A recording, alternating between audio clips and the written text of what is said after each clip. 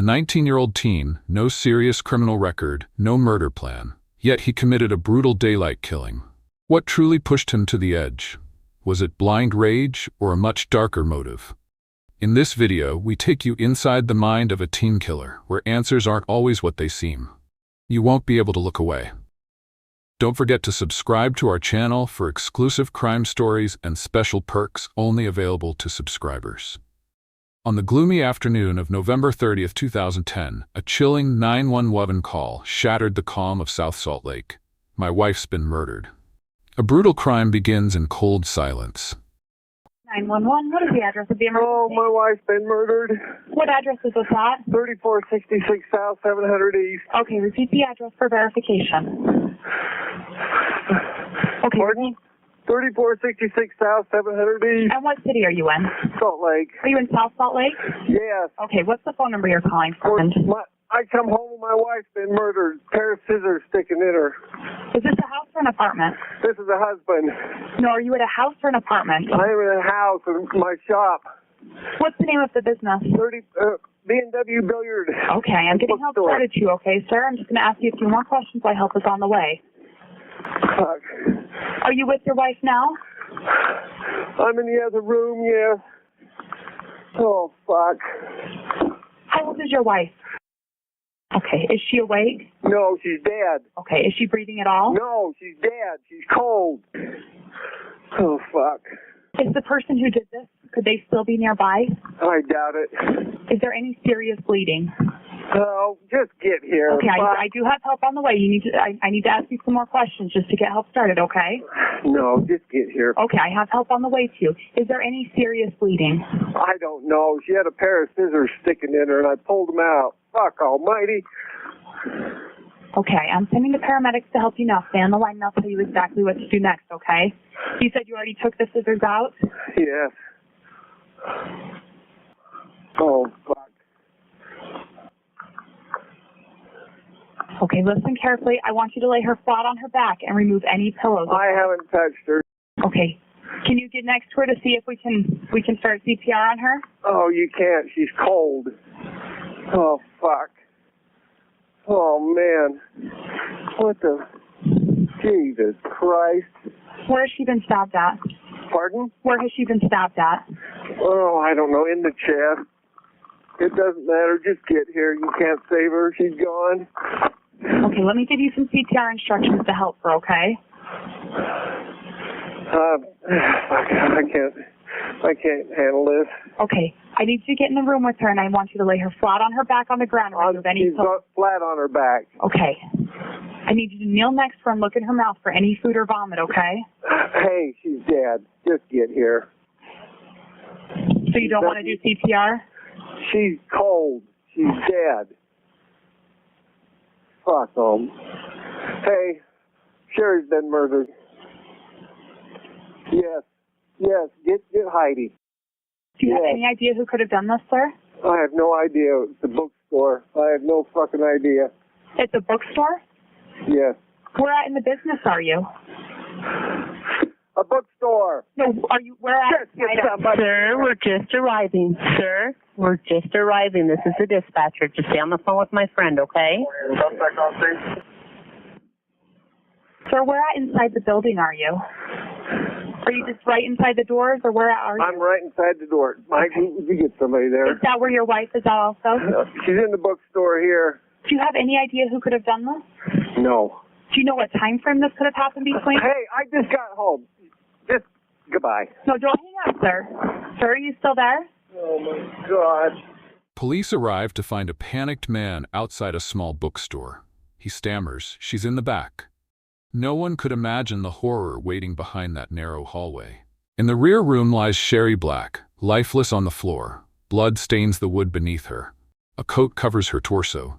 Beside her, a blood-soaked pair of scissors, silent testimony. Sherry, a kind wife and bookstore owner, devoted her life to rare books. Her quiet sanctuary of knowledge became the setting for her final chapter, written in violence. No forced entry, but inside, chaos. Blood on the doorknob, rolled maps, and a smeared print beside the phone, all clues screaming in silence, waiting to be heard.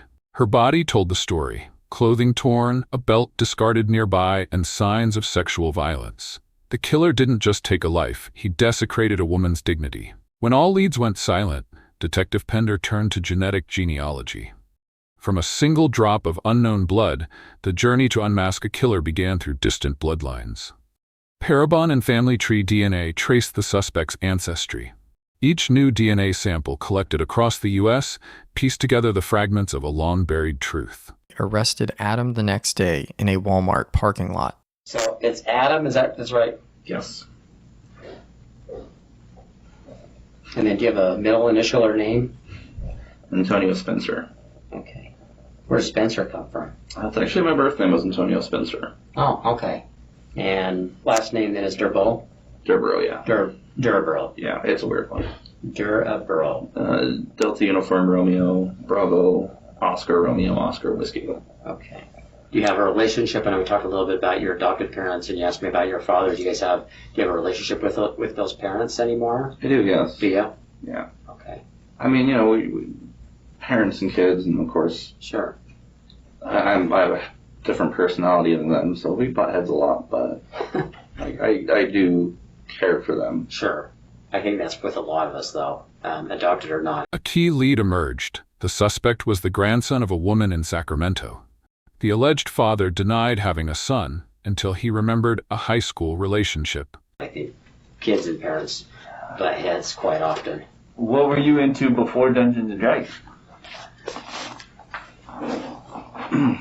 Honestly, I didn't really, other than reading video games, working, I just kind of, that was it. I just worked, came home, just did my best. What other things do you do other than just video games?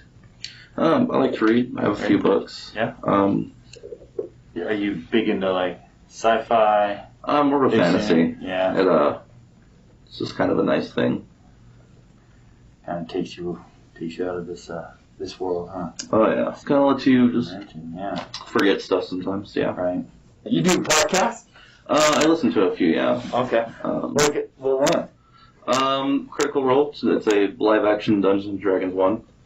I did try Irony, Unsolved Mysteries. Yeah. I listened to some of those for a while. Never really got into them, though. No? We'll go ahead and get started. And I know we kind of had a conversation in the car a little bit as well. You have any idea why you're here today, Adam? Pretty solid idea. Okay. And I'll tell you right up front, I'll be 100% honest with you, okay, about everything. And if you have questions, if I can answer them, and I'll answer them for you. If I can't, or if they're stuff that's just confidential right now, I'll just say I can't, it's confidential information, stuff like that. But I'll be 100% honest with you about everything, okay? I'm not here to trick you up or lie to you or cause any problems or anything like that. The reason you're here today is you're here because of the Sherry Black case. We don't have you here because we're wondering if you did it or not. I know you did it, okay? I've been working this case for over 5 years. You've probably even seen me on TV before working this case, but I've been very active in this case, and today's the day really that I wanted to try to have an opportunity to talk to you about the why. It's not a matter of who, it's about the why. And listen, I know about your past a little bit. I know about your juvenile history. I know you had a very difficult upbringing, I believe, and maybe I'm wrong, but what I could see, it seems to me that you've kind of had a tough time in your juvenile years, and as you got older, you clearly have matured and you've changed your ways. And I can't imagine this, carrying this around with you for all these years. That would just be extremely difficult, and I can't imagine what you've gone through to have to bear this burden that occurred. If you don't want to talk, you don't have to talk, but I just want to tell you a little bit. I want to talk to you, so I'm not asking you any questions right now. I'm just telling you a little bit about, this case. Clearly this was somebody's mother, this was somebody's grandmother, and I think Antonio, a boy without a full name, was confirmed born in 1991. A birthday photo became the key, unlocking the identity of a child long forgotten by his own blood. in those times when you were younger and stuff, I think you kind of took off on a bad road. But I think as you were younger and stuff, I think you kind of were exposed to different things that kind of, I think, pushed you that way too. with your mother. I think your mom has a little bit of history, and not that she's a bad mother. I just think some of the things that she was involved in and some of the people she was involved in, you probably were around and saw those types of behaviors. And as a young person, a lot of times we acclimate to that. I mean, if our parents are doing something and we think that might be okay, and in my opinion, I think that's what kind of happened here. Is I think you kind of took a different road, and things happened. And clearly, I think since that time, you've made some huge steps forward as far as changing your ways and trying to be a different person. And clearly, you have been, right. You haven't been. I can't see any type of history other than you had a couple of retail thefts as an adult. Other than that, I don't see anything there. So clearly you've been able to make some changes and positive changes in your life because of that. I can't imagine anybody else probably even knows about this. You've bottled this up inside for you for 10 years. I can't imagine holding a secret like that for 10 years without being able to talk to anybody about it and kind of get it off my chest and what have you. But you can continue down the path as when you were younger, when you were a juvenile. You can continue down that path, and yeah, it's an easier path right now. There's places to hide and things to, guard yourself a little bit from, or you can make a change and decide, what, enough's enough. I've carried the burden long enough, and I'm going to take the right path. And the right path, as you know, it is going to be a little bit bumpy at first, right? I mean, it's not an easy path to take, but I can tell you, over all the years I've been investigating homicide cases and cold case homicides, and being in the same situation with you as I have been with other individuals sitting in that same seat that you're sitting in today, I can tell you when they get it off their chest, they feel a sense of relief and they feel a sense of some calmness in themselves with that, knowing that they've carried that burden around with them. I want to take the why and I want to provide that to the district attorney's office. I mean, clearly I have to screen this case with them. We've already been in contact with them, but I'm going to be screening this case with them this week. And I want to be able to go up there and say, listen, this is what happened. I mean, times were different for him than they are today. This is a different person today. And this is the explanation behind it. Versus just going up and saying, here's our case, and we're going to charge him.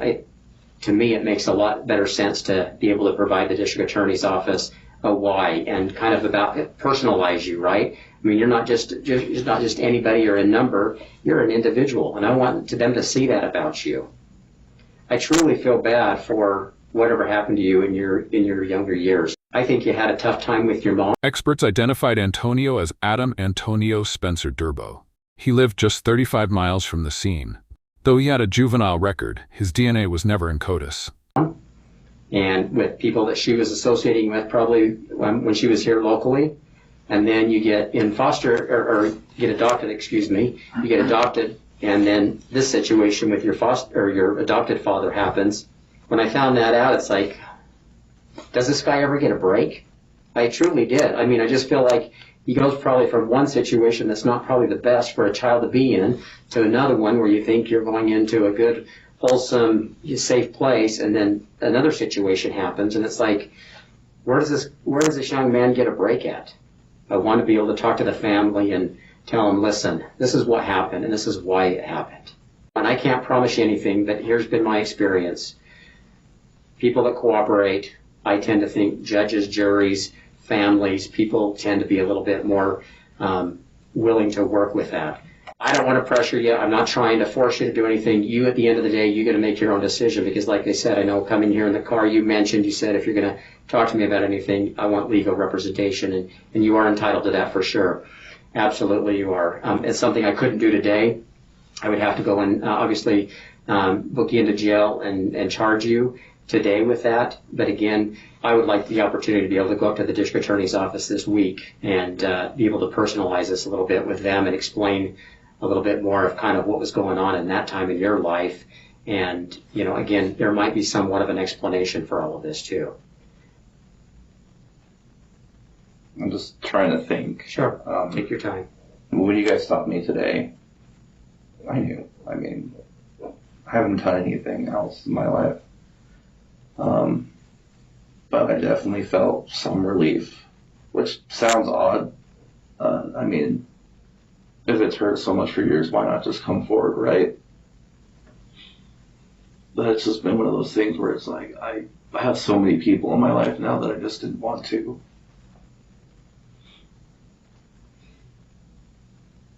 That's so selfish. It's not. I know it sounds like it is, but it's really not, Adam. This family's been, I've seen them, they ask for answers, and I've just been.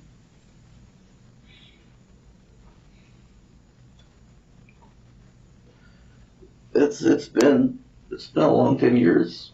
Probably shouldn't say this without a lawyer, but honestly, it's just, they do need to know. I went into that store, and I had no intention at all to do anything. This was a bookstore. I love books. It was just, I don't know. I was just looking through. There's no one else in the store. And it'd been a rough week. I remember that. I was being told I wasn't making the progress that they wanted to see. My mom was super stressed out. She was afraid that I was just going to be another number in the system again. And I was so angry, and I don't know, I just lashed out. It just happened. She was there, and it's a mistake that I wish every day that I had never ever made. I was young, I was stupid, I was so angry, I was so confused. It wasn't personal, it wasn't planned, it was spontaneous. And I'm sorry that I did it. Not just that I've been caught for doing it, but I am sorry that I did it. I wish I could take it back. I'd like to talk to you a little bit more about this, but before I do... Adam admitted it all started from youthful rage. A spontaneous mistake, no plan, no hatred, just an explosion of emotions that had been buried for far too long. Obviously, I'd have to read you your Miranda rights. And like I said, I know we had talked about this in the vehicle, and you specifically said that, if you're going to ask me any questions, I'd want some representation. Have you changed your mind? Are you willing to talk to me right now about this and allow me to ask some questions about this? Yeah, well, I'll answer as much as I can right now. Okay. Do you understand your rights as I've explained them to you? Yes. Are you willing to talk to me and Detective Child here without consulting a lawyer or having a lawyer present with you? Yes. If there's something that I ask and you don't want to answer, just say I don't want to answer. Is that fair? That's fair. Okay. The first question I have is, do you have any ties? Did you ever have any ties to that bookstore? Had you ever been there before?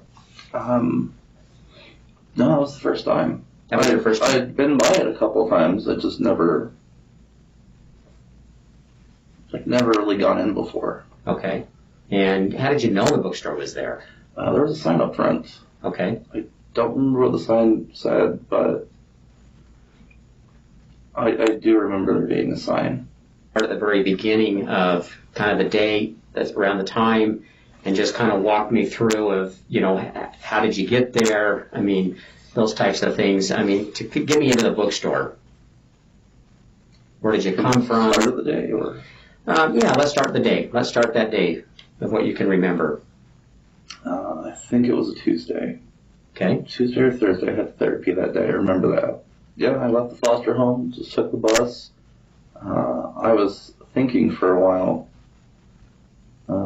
Like I said the day before, it was just Proctor parents had the talk with me. They weren't super happy. My mom was super disappointed, super worried about me. But I remember I got off the bus and I was just walking and walking for a while. It wasn't long before the therapy session when I saw the building and looked at the time, figured I had enough time to just try to just look around for a bit. So I entered the store. Asked if she had a particular book series in stock. She didn't. I didn't realize that she specialized in certain kinds of books. So, but I decided to look around anyways because I love books. I couldn't really just get into any of them. I was just stewing, just kind of silently fuming, I guess. she was concerned. She walked over and asked if everything was fine. Told her it was fine. I didn't need any help at the time. She smiled and turned away. And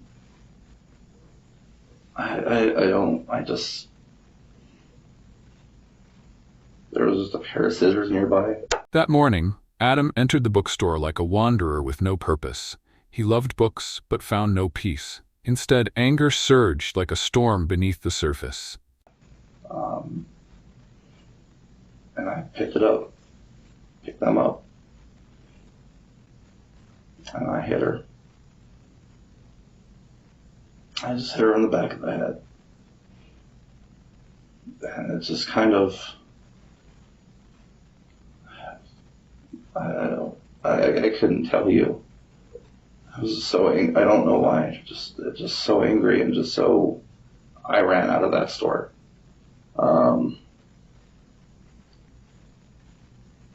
I'm surprised nobody saw me. I was just running. I don't know if I had blood I don't remember if I had any blood on my face or anything, but I just ran. I didn't stop until I got to my therapist's office. Just like a 10, 15-minute run, I think.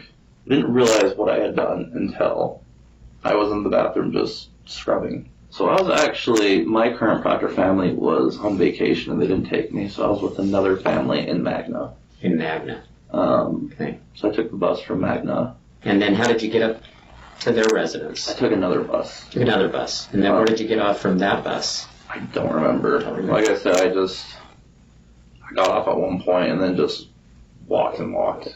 Okay. Were you thinking about going to the bookstore, or no? I didn't. You were just there. Going on the bus. Yeah, I'd never really noticed it before. Okay, so you go into the bookstore. How did you enter into the bookstore? From what door? Someone I left, so I assume just the front one. The front door. Okay. Yeah. What does that face? As far as what area does that? A pair of scissors appeared within reach. In a moment of blind fury, Adam struck.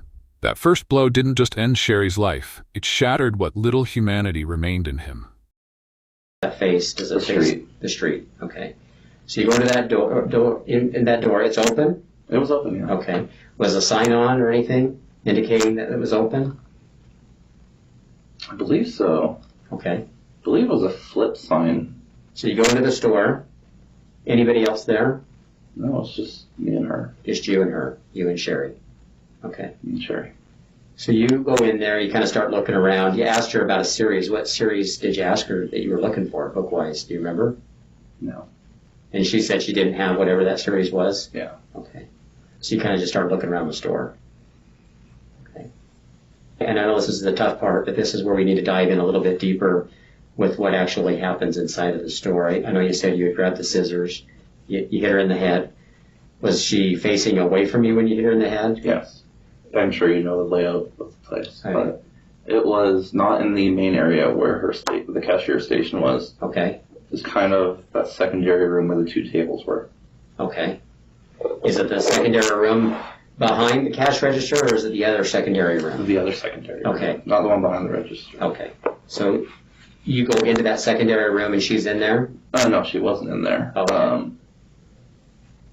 She actually came up to me and asked if everything was okay. Right. Right. Probably had just a really big frown on my face. Sounds like she kind of sensed that something was bothering you probably too, huh? Yeah. That's where I attacked her. So you attacked her in the back room? You said that secondary room? In that kind of, that side room. Okay. So I just want to make sure I understand it. So you had mentioned you grabbed the scissors and you hit her in the head. And I said, did you hit her in the head in that secondary room? Is that accurate to say, or was she not back there yet? No, she was back there. She was back there. Was her back towards you then? What was she doing in there? The bookstore became a scene of horror. The blows continued in panic. Adam ran. He wasn't sure if blood stained his face, only that he had to disappear fast. Turning away, to walk back towards the main area. When this initially takes place, where are you, in the main area of the store, or are you guys now in the back, into one of the secondary rooms? No, we're in the main area. You're in the main area.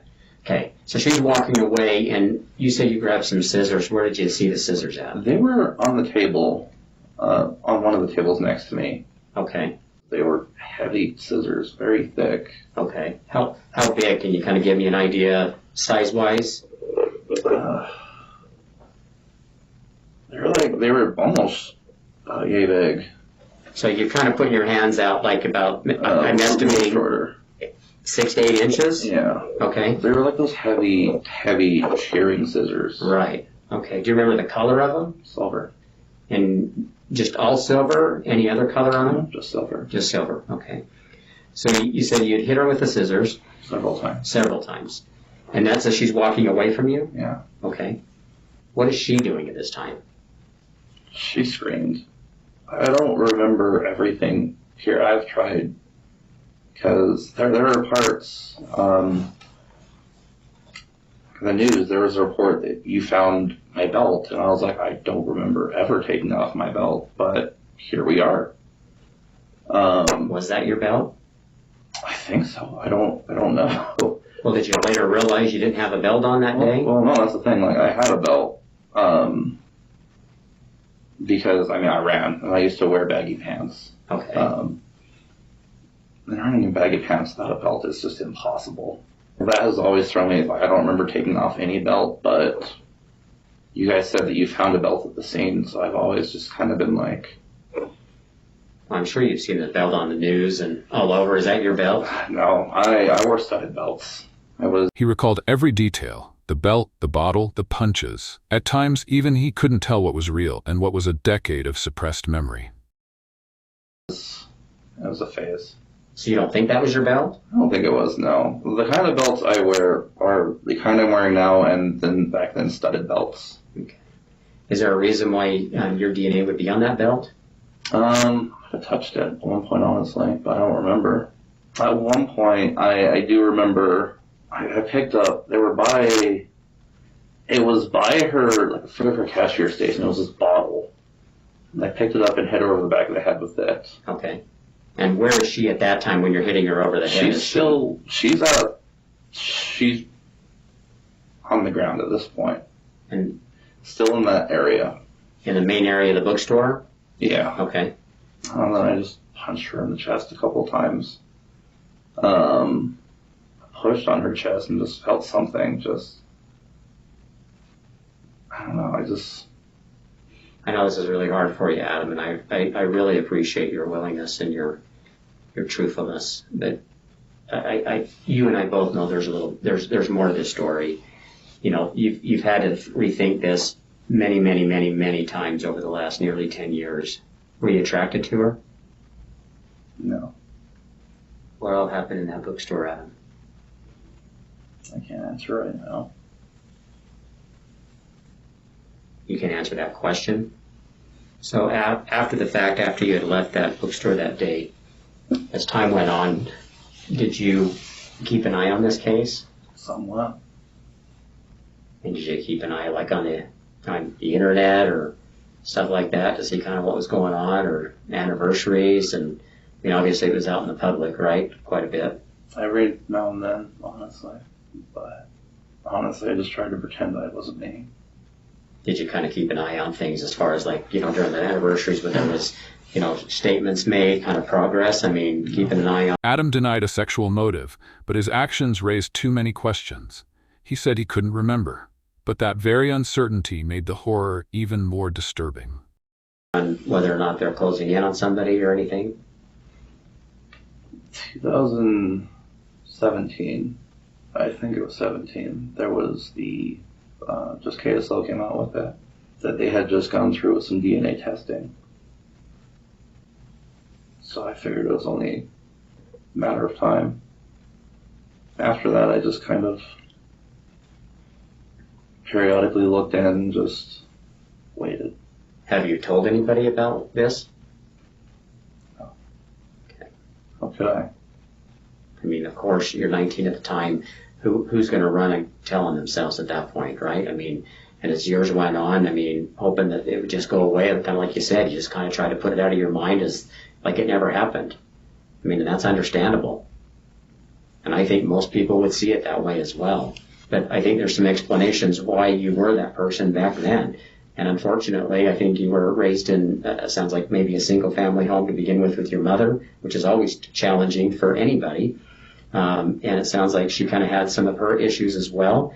And unfortunately, you were probably exposed to some of those folks that probably weren't the very best influence on you. And then, as we talked about earlier, you got adopted, and you get into that situation, and then there's problems there too. You know, you just didn't come in off the street and go in there and do this and didn't care about it. There was other things going on in your life at the time. Adam, but you showing this emotion, this is a good step. I, sitting here and listening to this, believe you are truly sorry for what you did. We could get through this. This family needs some closure. And only you can provide that for them. You mentioned on our way here, Adam, about your little sister passing away. And I know. In the years that followed, Adam quietly followed the case in the news, each mention tightening the grip on his conscience. Not out of fear, but unbearable guilt. I know just talking to you, I still believe you're a man of somewhat of faith and believe in things. And I think you believe that you'll see her again someday.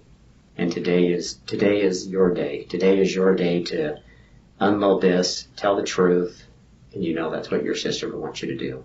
You were a different person, like you said. I mean, you're with the Proctors, like you said, and I mean, you were having a tough time, and even you admitted it with your mother. Your mom thought you were just going to be another number as well. What happened that morning at the bookstore, Adam? I mean, I think you've been upfront about everything up to this point. I just think there's more in the bookstore that occurred. There's not much more that occurred. Want to be able to go in there and say, listen, we sat down and had a visit, and he took responsibility. He's a different person today. He's not the 19-year-old back in 2010. He's not that young man anymore. He's a different person. He's changed his life. You've been to the trade schools. You've had full-time employment. You changed your ways shortly thereafter and have to this day. And that's why I believe, number one, I believe you are truly sorry. I mean, you said that. I believe you. I believe that you are. But you've clearly made changes in your life. And that's positive too. And that's going to be looked at as well, right? I mean, they're going to look at that. A lot of times in these cases, the perpetrators just keep on going on, right? But you haven't done that. You stopped. You stopped and you made positive changes. You've done some things with your life. Me talking about this. My life as it is, it's over. Me talking about this just kind of finalizes it, though. It's hard to let that go. Again, it's selfish. I'm being selfish, but like I said, they deserve to know. Nobody can take away from you what you've accomplished. Nobody can take away that from you, okay? Nobody. You've accomplished. Adam knew his confession marked the final chapter of his freedom. Telling the truth was necessary, but it sealed a fate he could never escape. Those things in life, and nobody can take that away. You are a young man. You have your life ahead of you, Adam. We need to know everything that happened. Adam, you're a good person. You really are. You are a good person. You made a mistake when you were young. I am a decent person. You're a good person. Who has tried to live the best he could after a mistake. I don't see myself as a monster, but a good person would have turned themselves in, honestly. Maybe a good person who is maybe in their late 20s, early 30s would have, if they committed that crime then. But at the age of 19, like I said, it's like your mid-20s, and I think you could probably attest to that as well. It's in your mid-20s is kind of when we all of a sudden start figuring stuff out as young men, right? I wouldn't have expected you at the age of 19 to turn yourself in, or 20 or 21. I just wouldn't. I don't remember when, but I tried to cut her throat open. You remember that? Same scissors. I didn't put myself inside her. I didn't have sex with her.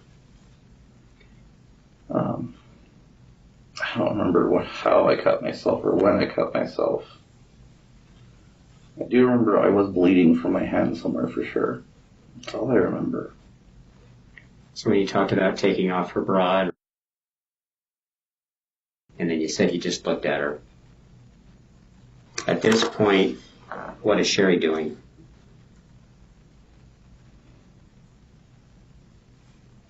Sherry's dead. She's dead. When you leave, do you take anything from the store? No. No books? No money? No. Nothing? I ran. Just ran? I ran. Does anybody ever come into the bookstore? You never hear anybody come into the bookstore? I didn't know. What did you do with the scissors? I don't know. I really don't know. Okay. When you initially go back here and she's walking away from you, that's right. So she's already gone through that back door? Yeah. And that's the first time you hit her with the scissors? Okay. So everything else then occurs here? Yeah. Okay. Does she fall right to the ground initially? No, she staggered. So I hit her several times. How many times do you think? Just an approximate time. I don't know, man. More than 10? Possibly. Possibly more than 10? And at some point she just collapses. He confessed every act, from the brutal blows to undressing the victim. Nothing left hidden. The raw truth left the interrogation room in cold silence. Then, is that fair to say? Yeah. Okay. I'm trying to kind of get a picture of when does she actually pass? Is that before or after you're cutting your throat? I wish I could say. Honestly, I don't remember. I don't know. Okay. When you're hitting her with the scissors, can you kind of describe that to me? What does that mean? I think of different ways you could hit somebody. I mean, can you kind of show me with your left hand here, kind of so is the handle of the scissors in your hands? Yeah. Okay, so you're hitting her with the blades? Okay, and that's how you're hitting her. So you're essentially stabbing her in the head, is that correct? So show me the hand movement again, if you don't mind, just kind of, okay. So you're hitting her like that. Are you hitting her with the scissors or stabbing her with the scissors anywhere else other than the head? I don't remember. I want to say just the head, but... Did you stab her in any areas of the body, the legs or the chest or the arms or anything back or anything like that? Do you recall? I can't, no. I only remember just aggressively just hitting her in the back of the head. Okay. We're talking about the number of times. It was repetitive. It was fast. For how long do you think that occurs for then? If you're doing it fast, and can you just kind of give me a motion of how you're doing that again, and just kind of what does fast mean? I mean, fast for me, I'm old, so I'm not fast. This is fast for me. Is that fast for you? I was just wailing on her as hard as I could. I don't. Okay. You guys never found the scissors? Well, that's one of those areas I can't talk to you about. I'm just asking you what you last did with those scissors.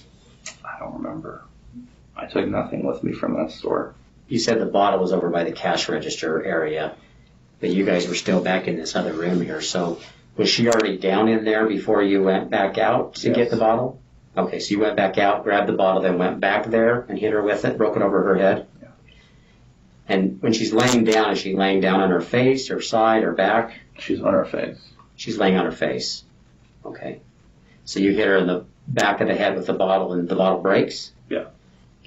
Do you do anything else with that bottle? I don't remember. I don't think so. Okay. There are things about that day I remember very well, and there's other parts where it's just I don't remember. I don't know. You had mentioned that you had removed her shirt and her bra and her pants and undergarments.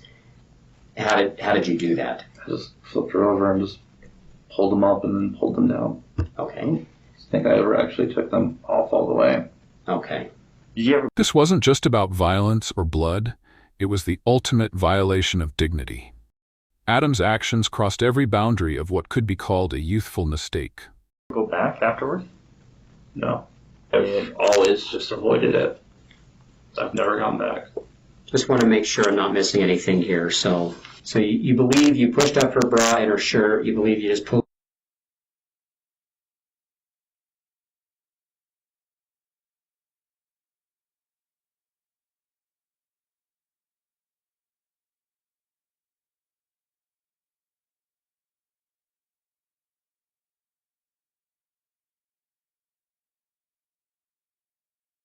I know we talked about this a little bit earlier during the interview, but we talked about when you were hitting her with the scissors, you were hitting her with the blades, right?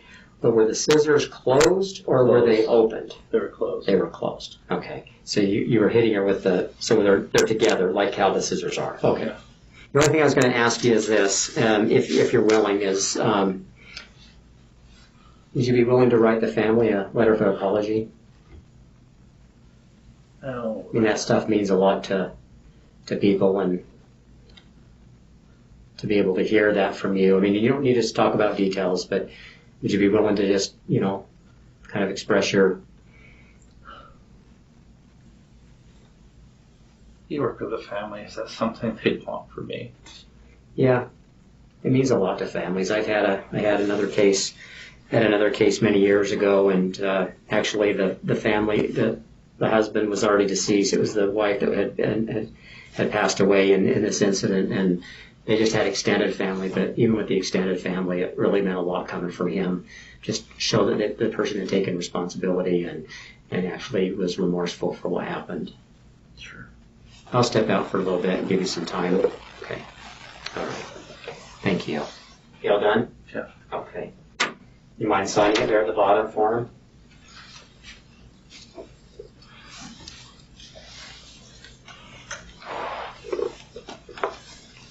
Any other cases out there? No. This is it? This is it. Okay.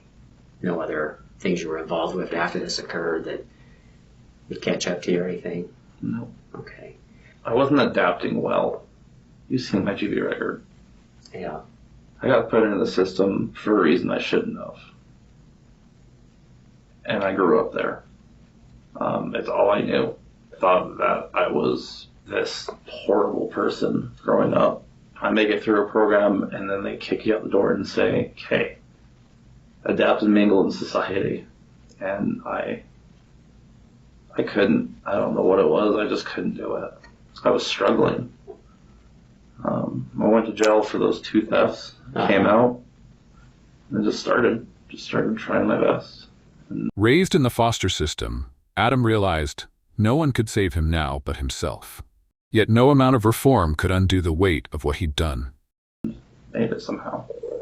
Almost seems like you did it better doing it on your own than through the course of all this other stuff, it seems like. Is that? Yeah. Just briefly back to the bookstore again. And when you were there and just the initial approach from Sherry, was there something that just I know you said you were already angry, and you were angry because it sounds like the Proctor home that you were staying at, they went on vacation, but they wouldn't take you with them. Yeah. And did you want to go with them?